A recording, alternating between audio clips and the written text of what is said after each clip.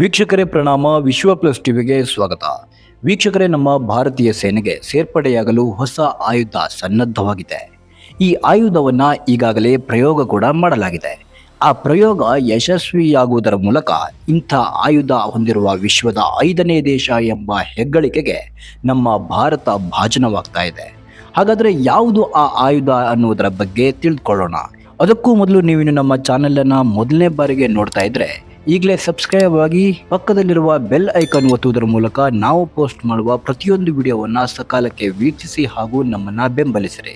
ವೀಕ್ಷಕರೇ, ನಮ್ಮ ಸೇನೆಗೆ ಸೇರ್ಪಡೆಯಾಗಲು ಸಿದ್ಧಗೊಂಡಿರುವ ಆಯುಧ ಯಾವುದೆಂದ್ರೆ ಲೇಸರ್ ಆಧಾರಿತ ಆಯುಧ.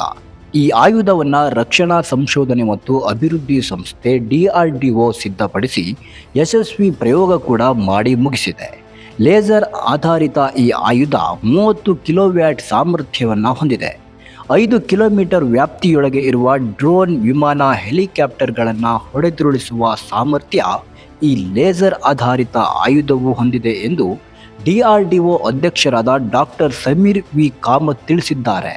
ಈ ಲೇಸರ್ ಆಧಾರಿತ ಆಯುಧವನ್ನು DRDO ಲ್ಯಾಬ್ ಹಾಗೂ ವಿವಿಧ ಉದ್ಯಮಗಳು ಮತ್ತು ಶಿಕ್ಷಣ ಸಂಸ್ಥೆಗಳ ಸಹಯೋಗದೊಂದಿಗೆ ಅಭಿವೃದ್ಧಿಪಡಿಸಲಾಗಿದೆ. ಪ್ರಸ್ತುತ ಲೇಸರ್ ಅಸ್ತ್ರ ಹೊಂದಿರುವ ಅಮೆರಿಕ, ರಷ್ಯಾ, ಚೀನಾ, ಇಸ್ರೇಲ್ ಸಾಲಿಗೆ ಈಗ ಭಾರತ ಈ ಸಾಮರ್ಥ್ಯದ 5ನೇ ದೇಶವಾಗಿ ಇವುಗಳ ಜೊತೆಗೆ ಸೇರಿಕೊಳ್ತಾ ಇದೆ.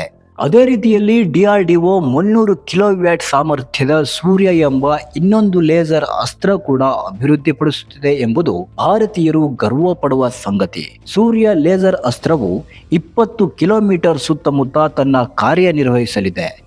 ಶತ್ರು ದೇಶಗಳು ಯುದ್ಧಕ್ಕೆ ಬಂದಾಗ 20 ಕಿಲೋಮೀಟರ್ ವ್ಯಾಪ್ತಿಯಲ್ಲಿ ಬರುವ ಕ್ಷಿಪಣಿಗಳು, ಡ್ರೋನ್ಗಳು ಹಾಗೂ ವಿಮಾನಗಳನ್ನು ಹೊಡೆದುರುಳಿಸುವ ಸಾಮರ್ಥ್ಯ ಈ ಸೂರ್ಯ ಲೇಸರ್ ಅಸ್ತ್ರ ಹೊಂದಿರಲಿದೆ.